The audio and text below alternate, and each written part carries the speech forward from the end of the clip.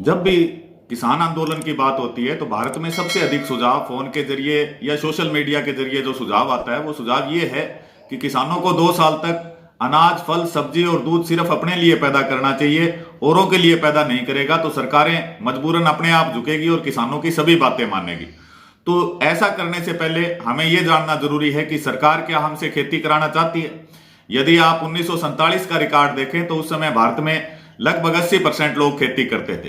तो यदि हमसे सरकार खेती कराना चाहती तो आज ये संख्या 85 या 90% होती, जबकि आज ये संख्या घटकर 58% है।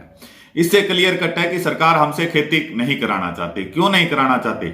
आप अगर गेहूं, चावल, दालें वगैरह बीजने छोड़ दोगे तो सरकार तो नहीं चाहती कि आप ये चीजें बीजे, क्योंकि जब आप ये चीजें बीजते हो और सरकार इन्हें खरीदती है तो उसमें सरकारों और पार्टियों को कोई कमीशन नहीं मिलता। जबकि यदि यही चीजें विदेश से मंगवाई जाए तो उसमें इन पार्टियों का, इन सरकारों का बहुत बड़ा कमीशन होता है। जैसे मैं उदाहरण देना चाहूंगा कि आज से 6 महीने पहले भारत सरकार ने बाहर से प्याज 120 रुपए निर्यात किया था, आज उसी प्याज को आयात किया था, आज उसी प्याज को कोई भी सरकार हमसे 7 रुपए में लेने को तैयार नहीं है कि आप हमसे 7 रुपए लेके इसको 50 रुपए में निर्यात कर दीजिए। लेकिन नहीं, ऐसा नहीं था ना। तो तब वो प्याज 120 रुपए किलो के हिसाब से आयात किया गया था, उसमें बहुत बड़ी कमीशन खोरी थी। तो सरकारें निश्चित तौर पर नहीं चाहती कि हम लोग खेती करें। इसके लिए सरकार की नीति जो कर्ज देना है, जिसके जरिए सरकार चाहती है कि हम कर्ज से बिल्कुल डूब जाएं ताकि किसान अपनी जमीनें इन बड़े कॉरपोरेट घरानों को दे दे।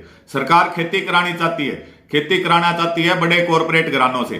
कर्जा दे देकर हमारी जमीनें हमसे छीन कर उन कॉरपोरेट घरानों को दे दी जाएगी और उनके नीचे हम नौकरी करेंगे। तब खेती को उद्योग का दर्जा भी दे दिया जाएगा, स्वामीनाथन रिपोर्ट भी लागू हो जाएगी। तो इसका मतलब ये हुआ कि जो हमारा सुझाव है, सरकार खुद चाहती है कि हम लोग खेती छोड़ दें, हम लोग सस्ते मजदूर बने इन कॉरपोरेट घरानों के। तो और साथ में इससे दूसरा नुकसान होगा, जब हम लोग खेती नहीं करेंगे या अनाज या धान का उत्पादन नहीं करेंगे तो भारत की एक बहुत बड़ी जनसंख्या को महंगे खाद्य उत्पादन लेने पड़ेंगे, जिसकी जिम्मेवारी भी किसानों पर आएगी।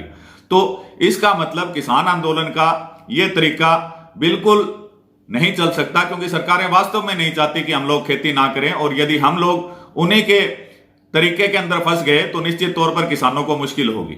तो इसके लिए किसान आंदोलन के लिए हमारे पास जो जनशक्ति है, 58% जो मैं किसान बता रहा हूं, लगभग 20% मजदूर देश के अंदर है। तो यदि हमने आंदोलन ही करना है तो आंदोलन करने का एकमात्र उपाय है कि जन आंदोलन। जन आंदोलन के लिए ऐसा नहीं है कि कल परसों में जन आंदोलन खड़ा हो जाएगा। हम लोग पूरे भारतवर्ष की पदयात्राएं करेंगे, क्योंकि अब तक तो किसान यही नहीं मानता कि उसकी समस्याएं क्या है। वो गरीबी को अपनी नियति मानता है। तो इस करके देश में जगह जगह गांवों में जाकर किसानों को जगाया जाए, उन्हें उनकी समस्याओं के बारे में बताया जाए ताकि वो लड़ने के लिए तैयार हो। और एक बहुत बड़ा जन आंदोलन दिल्ली में, उसके साथ साथ हर एक जिला मुख्यालयों पर जब हमारे धरने लगाने के लायक हम हो जाएंगे, शायद इसमें समय साल से 1.5 साल 2 साल लग सकता है। एकमात्र यही उपाय इन सरकारों का झुकाने का है। तो जैसा आप लोग कहते हैं खेती बंद करना, ये तो इन सरकारों का बस नहीं चल रहा है। हमारे देश में फौज है, अन्यथा ये पार्टियां और सरकारें तो भारत को किसी भी देश के हाथों हाथ बेचने को तैयार हैं।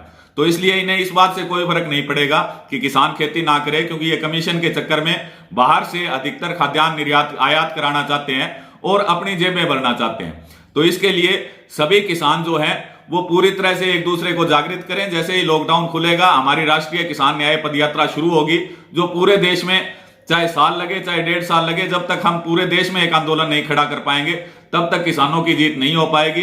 सभी साथी इस वीडियो को अधिक से अधिक शेयर करेंगे और जो भी साथी किसान आंदोलन से जुड़ना चाहते हैं वो मेरे मोबाइल नंबर 80 531 02100 पर अपना नाम और पता व्हाट्सएप करें। साथ में जो ये चैनल है डियर किसान, ये सिर्फ और सिर्फ किसान और किसानी के लिए है। तो सभी किसान साथी अधिक से अधिक इस चैनल को भी सब्सक्राइब करें और जो आंदोलन से जुड़ना चाहते हैं, चाहे वो भारत के किसी भी हिस्से के रहने वाले किसान हो, वो मेरे व्हाट्सएप नंबर 80 531 02100 पर अपना नाम और पता भेजें ताकि आपको इस आंदोलन से जोड़ा जा सके।